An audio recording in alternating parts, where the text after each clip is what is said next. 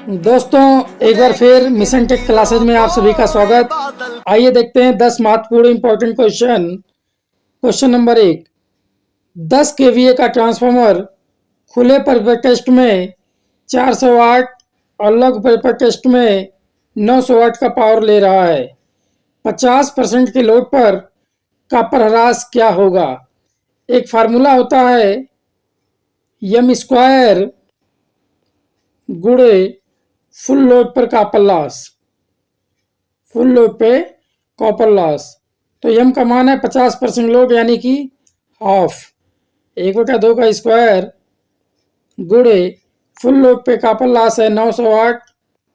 900 वाट तो 2 दूना 4 हो जाएगा। 4 से 900 काटेंगे, ये आ जाएगा, यहाँ पे लिख रहे हैं हम 1/4 गुणे 900। 900 को 4 से काटेंगे तो आ जाएगा अपना 225 वाट। तो ऑप्शन नंबर 3 सही है। क्योंकि हम ये जानते हैं कि जो खुले परिपथ टेस्ट में बात कर रहे हैं, ये बात कर रहा है आयरन लॉस का। किसका बात कर रहा है? Iron loss. और ये 900 वाट की जो बात कर रहे हैं शॉर्ट सर्किट या लघु शॉर्ट सर्किट टेस्ट, ये होता है कॉपर लॉस। क्लियर? तो इसलिए इसका आंसर जो है 225 वाट आएगा। अब हम बात करते हैं क्वेश्चन नंबर 2। इंपॉर्टेंट क्वेश्चन है, ध्यान दीजिएगा। ट्रांसफार्मर का वाट मीटर पाठ्यांक खुले परिपथ टेस्ट पर 900 वाट तथा फुल लोड धारा पर लघु परिपथ टेस्ट 1600 वाट है। हाफ लोड पर आयरन ह्रास क्या होगा? हाफ लोड पर आयरन लॉस क्या होगा? लेकिन हम जानते हैं, ये इंपॉर्टेंट फैक्ट है, आयरन लॉस जो होता है ये लोड पर डिपेंड नहीं करता। आयरन लॉस लोड पर नहीं निर्भर करता है। क्लियर?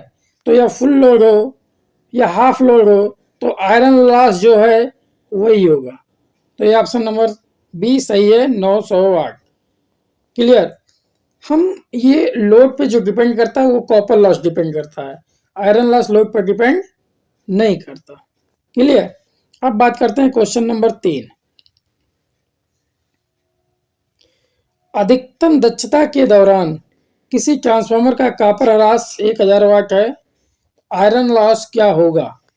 तो अधिकतम दक्षता के लिए हम जानते हैं WI बराबर WC, यानी कि आयरन लॉस बराबर कॉपर लॉस। मैक्सिमम इफिशियंसी यानी कि अधिकतम दक्षता के लिए तो कॉपर लॉस 1000 वाट है, तो आयरन लॉस भी 1000 वाट होगा। इसलिए ऑप्शन नंबर बी सही है। क्लियर? अब बात करते हैं क्वेश्चन नंबर 4। किसी ट्रांसफार्मर में यदि द्वितीयक वाइंडिंग में चक्र की संख्या प्राथमिक की दोगुनी हो तो द्वितीयक वोल्टेज होगी।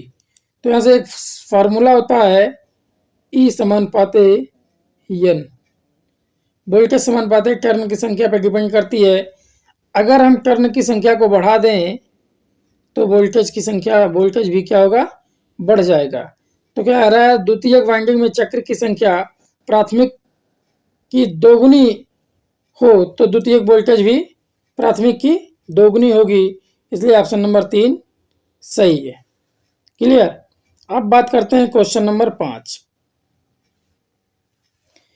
किसी धारा ट्रांसफार्मर की द्वितीयक वाइंडिंग होगी। धारा ट्रांसफार्मर यानी कि सीटी। क्या बात कर रहे हैं? सीटी क्या होता है? सीटी इंस्ट्रूमेंट ट्रांसफार्मर है, मेजरिंग इंस्ट्रूमेंट ट्रांसफार्मर है, जो स्टेप डाउन प्रकार का ट्रांसफार्मर होता है। स्टेप डाउन प्रकार का ट्रांसफार्मर होता है, लेकिन करंट स्टेप डाउन होता है। जैसे अधिकतम करंट के मान को कम करंट करके मेजर करना। तो ये मोटे तार के अधिक चक्कर, पतले तार के कम चक्कर, पतले तार के अधिक चक्कर, मोटे तार के कम चक्कर। तो जो द्वितीयक वाइंडिंग की खासियत होती है, ये होती है पतले तार के अधिक चक्कर। क्लियर? पतले तार के अधिक चक्कर। अब हम बात करते हैं क्वेश्चन नंबर 6। अपने गोदाम में पाया कि 10:1 के अनुपात का सीटी और 100:1 के अनुपात का PT उपलब्ध है। एमीटर 0 से 5 एम्पियर क्षमता और जबकि वोल्ट मीटर 0 से 110 वोल्ट का वोल्ट मीटर भी उपलब्ध है। उपरोक्त का इस्तेमाल करके वोल्टेज व धारा का अधिकतम उच्च मान मापा जा सकता है। आइए देखते हैं। CT का जो रेशियो है वो है 10:1 और जो अपने पास एमीटर है मैक्सिमम 5 एम्पियर पढ़ सकता है। तो 10:1 का मतलब है अगर हमारा मीटर 1 एम्पियर पढ़ रहा है तो वह 10 एम्पियर का धारा जा रहा है।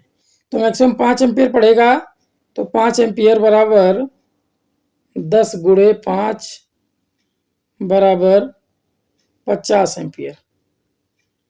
क्लियर। मैक्सिमम जो धारा पढ़ सकता है वो 50 एम्पियर पढ़ सकता है। इसी तरीके से जब वोल्ट मीटर की बात करेंगे, वोल्ट मीटर है 100:1, 100:1 यानी कि अगर वोल्ट मीटर 1 वोल्ट पढ़ रहा है तो वो माना जाएगा कि 100 वोल्ट पढ़ रहा है। 1 वोल्ट यानी कि 100 वोल्ट और ज़्यादा पढ़ेगा हमारा वोल्ट मीटर 110 वोल्ट। तो 110 वोल्ट बराबर 100 गुणे 110 वोल्ट, तो यह जाएगा 11 kV। क्लियर। तो जो वोल्टेज पढ़ेगा वो 11 kV पढ़ेगा और करंट पढ़ेगा वो 50 एम्पियर पढ़ेगा। तो 11 kV 50 एम्पियर यानी कि ऑप्शन नंबर 2 क्लियर। ये बहुत इंपॉर्टेंट क्वेश्चन है। अब हम बात करते हैं क्वेश्चन नंबर 7। ट्यूबलाइट में चोक का कार्य को प्रेरित करना है। निम्न वोल्टेज व धारा सीमित करना, निम्न वोल्टेज व धारा बढ़ाना, उच्च वोल्टेज व धारा सीमित करना, उच्च वोल्टेज व धारा बढ़ाना। तो ऑप्शन नंबर 3 सही है, उच्च वोल्टेज व धारा सीमित करना। चोक का जो मुख्य कार्य है स्टार्टिंग में वोल्टेज को पिक करना यानी कि वोल्टेज को बढ़ाना, जो बढ़ाता है 1000 से 1100 वोल्ट तक ये वोल्टेज को पिक करता है। उसके बाद करंट के मान को सीमित रखता है। क्लियर। अब हम बात करते हैं question number 8। Sodium vapour lamp से उत्सर्जित प्रकाश का रंग क्या है? नीला, पीला, लाल, हरा। तो यह पीला रंग का प्रकाश देता है सोडियम वेपर लैंप। अब बात करते हैं क्वेश्चन नंबर 9। यदि ट्यूब के जलने के बाद परिपथ से स्टार्टर है, ये स्टार्टर क्या है?